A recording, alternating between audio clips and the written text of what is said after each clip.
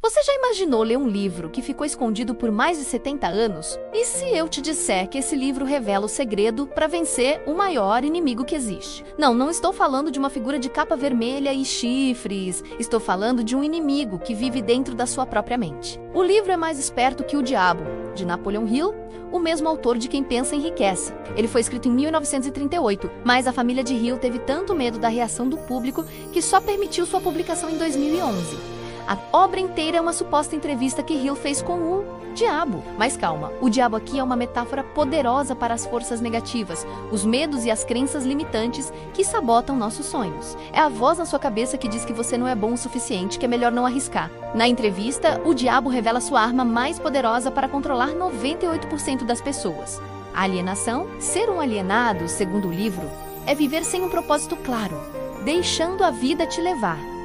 É como um barco à deriva no oceano, sem rumo. O diabo confessa que sua ferramenta favorita para criar alienados é o hábito da mesmice, a famosa zona de conforto. Sabe quando você aceita um emprego que não te faz feliz, um relacionamento morno ou uma vida medíocre, simplesmente porque é mais fácil do que lutar pelo que você realmente quer? Isso é a alienação. Você para de pensar por si mesmo e apenas reage às circunstâncias. O livro faz uma crítica forte ao sistema educacional e até algumas instituições religiosas, dizendo que muitas vezes elas nos ensinam o que pensar. Em vez de como pensar, elas nos dão um conjunto de regras prontas e, se não questionamos, nos tornamos presas fáceis. Ficamos programados para não sair da linha, para não arriscar, para seguir o fluxo. E quem se beneficia com isso? A força negativa que quer te manter pequeno e controlado. Mas como essa força negativa nos controla de forma tão eficaz? O diabo revela que faz isso através de 6 medos básicos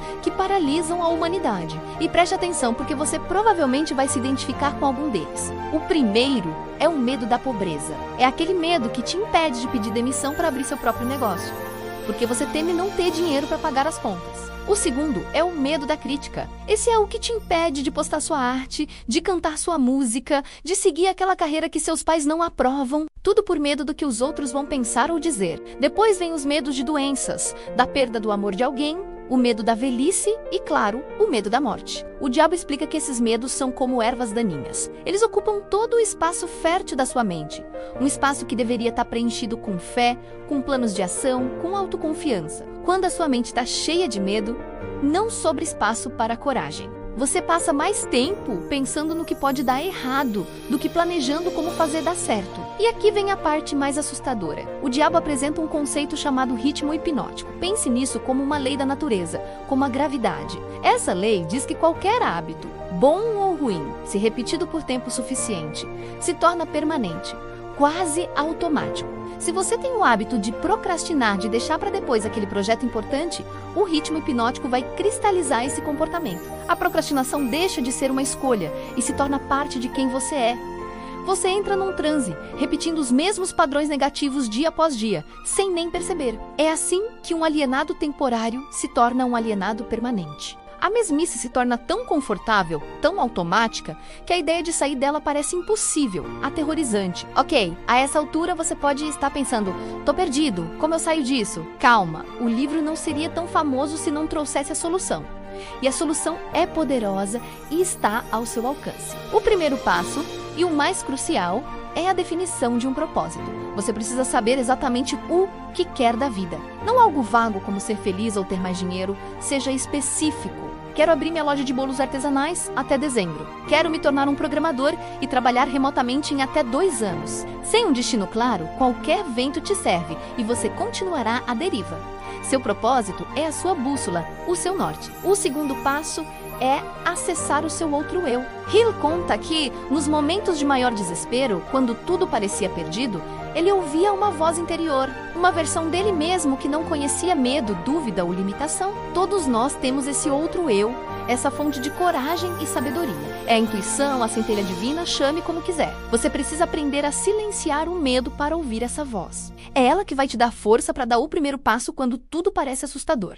Terceiro, aprenda com a adversidade. O livro diz que todo fracasso, toda derrota, traz consigo a semente de um benefício equivalente. Pense nas pessoas de maior sucesso que você conhece. Nenhuma delas teve uma jornada linear, sem erros. Elas caíram, e muito.